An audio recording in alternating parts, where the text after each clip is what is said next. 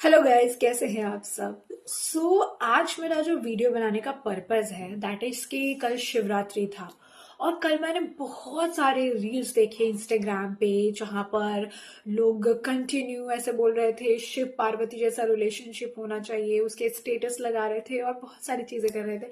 तो मैंने सोचा कि क्यों ना इस पे एक वीडियो बनाए, क्योंकि आप शिव पार्वती जैसा रिलेशनशिप तो चाहते हैं, लेकिन क्या उतना समर्पण, उतना ट्रस्ट, उतना ज्यादा एफर्ट्स आप लगा सकते हैं जितना शिव जी ने पार्वती जी को पाने के लिए किया था, जो पार्वती जी ने शिव को पाने के लिए किया था, जो उनका एक रिलेशनशिप था जिसकी हम मिसाल देते हैं, जिसके लिए हम कहते हैं कि पति भी ऐसा चाहिए। तो बहुत सेक्रीफाइसेस एंड बहुत कुछ उनकी लाइफ से, उनके इस कैसे जर्नी से हमें सीखने के लिए मिलेगा। इस पे बात करते हैं। तो सबसे जो इंटरेस्टिंग चीज मुझे लगती है वो ये है कि शिव अंतर्यामी थे, उन्हें सबके बारे में सब कुछ पता था, लेकिन फिर भी माँ पार्वती अपनी हर दुविधा, हर दुख, हर पीड़ा जाकर उनसे बात करती थी, उन्हें हर चीज के बारे में बताती थी, जिससे ये पता चलता है कि कम्युनिकेशन जो है वो कितना ज्यादा इंपॉर्टेंट है एक रिलेशनशिप में। एक रिलेशनशिप को बेटर बनाने में कम्युनिकेशन का एक बहुत बड़ा रोल है। अगर आप बातचीत नहीं करेंगे, खुलकर एक दूसरे को अपनी परेशानी, अपनी प्रॉब्लम्स या फिर अपनी जो भी चीज है मन की बात नहीं बताएंगे, तो दूसरा व्यक्ति शिव की तरह अंतर्यामी तो है नहीं कि समझेगा।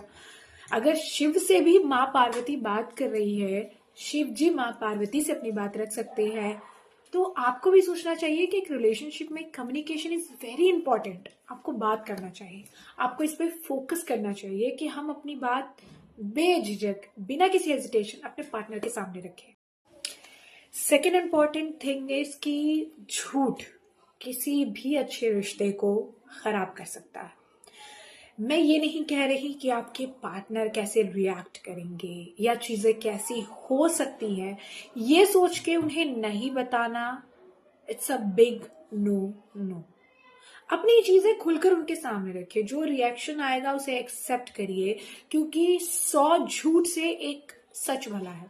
रिलेशनशिप ऐसा प्यारा, अगर आप कहेंगे कि एक, आप इसे समझिए कि एक सूत्र है। अगर झूठ आप बोल रहे हैं ना, उसमें छोटे छोटे छोटे छोटे छोटे छोटे गांठ पड़ जाते हैं, फिर वो कभी स्मूथ रहेगा ही नहीं। उसको अगर स्मूथ रखना है तो सबसे जो जरूरी चीज है वो ये है, कम्युनिकेशन तो है ही, और झूठ मत बोलिए। कोशिश करिए कि जो भी हो अपनी बात को साफ स्पष्ट तौर पर आप उनके सामने रखिए, ताकि कल को वो चीज कहीं और से सुने तो उन्हें लगे कि अरे मुझे पता है, मुझे बता रखा है उन्होंने।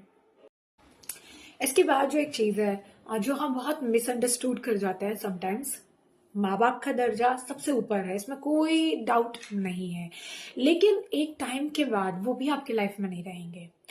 और शास्त्र भी ये कहते हैं, और अगर आप कहेंगे प्रेमानंद महाराज को अगर आपने सुना होगा तो वो भी ये कहते हैं कि आपका जो लाइफ पार्टनर होता है ना वो बहुत खास होता है, क्योंकि उसके लिए आप और आपके लिए वो अवेलेबल रहता है। एट द एंड जब कोई नहीं होगा, पेरेंट्स की भी एक लाइफ स्पैन है, जब वो जी लेंगे तो वो भी नहीं रहेंगे एग्जिस्टेंस में, फिर आप और वो ही बच जाएंगे। तो अगर आप इस एक्सपीरियंस को कड़वा बना देंगे फॉर एनी रीजन, और या फिर आपके दिमाग में कुछ चल रहा है किसी की बातें सुनकर, किसी मिडिल पर्सन की बात सुनकर, तो आप इस चीज को रिग्रेट करेंगे, क्योंकि खोया हुआ समय तो कभी वापस नहीं आएगा। तो जो समय है उसे खूबसूरत बनाइए, अपने पति को प्रायोरिटी दीजिए, अपने जो पार्टनर है उन्हें प्रायोरिटी दीजिए, उनकी बातों को सुनिए, समझने की कोशिश करिए, क्योंकि जो आदमी है ना वो बड़ा ही डिफिकल्ट प्राणी है। लोग कहते हैं कि महिलाएं डिफिकल्ट है, एटलीस्ट महिलाओं को तो आपको पता है कि खुश कैसे करना है, फ्लावर्स लेकर आ जाओ, चॉकलेट ले आओ, तो मीठी बातें बोलो। लेकिन आदमी बड़ा इमोशनल इंसान होता है, क्योंकि वो अपनी चीजें एक्सप्रेस ही नहीं कर पाता है। आपने बहुत कम सुना होगा कोई आदमी बोलेगा यार मुझे वैलेंटाइन में एक रोज लेके सरप्राइज करो, नहीं बोल सकता, क्योंकि उसकी रिक्वायरमेंट होती नहीं है। उसकी रिक्वायरमेंट होती है कि ऐसा पार्टनर जो सुने, ऐसा पार्टनर जो कहे कि अच्छा ठीक है ना, जो भी तू कर रहे है मैं हूं तेरे साथ, I am always with you. और पति की बात या पार्टनर की बात सुन लेनी चाहिए, क्योंकि आप वो इंसिडेंट याद करो जब शिव जी ने मना किया था माँ पार्वती को कि मत जाइए दक्ष के यहाँ पर, लेकिन उन्होंने अपनी बात जो है उनकी बात नहीं सुनी, वो उनकी बात काट कर गई, और उसके बाद कॉन्सिक्वेंसेस क्या हुआ आप देखिए। सबसे ज्यादा सफर भी महादेव ने ही किया, उनकी जलती हुई बॉडी को लेकर वो कहाँ कहाँ घूमते रहे, विरक्त हो गए। तो ये बहुत जरूरी है कि आप सुने और समझें, वेरी इंपॉर्टेंट। और सबसे आखिरी चीज जो मतलब मैं आपको कहना चाहूंगी वो ये है कि जिंदगी बहुत ही ज्यादा खूबसूरत है, और वो तभी खूबसूरत हो सकती है जब आप उसे बनाए। कब तक है, आज है कल नहीं है, जिंदगी कितनी लंबी है, आपके पास कितना समय बचा है आपको नहीं पता है।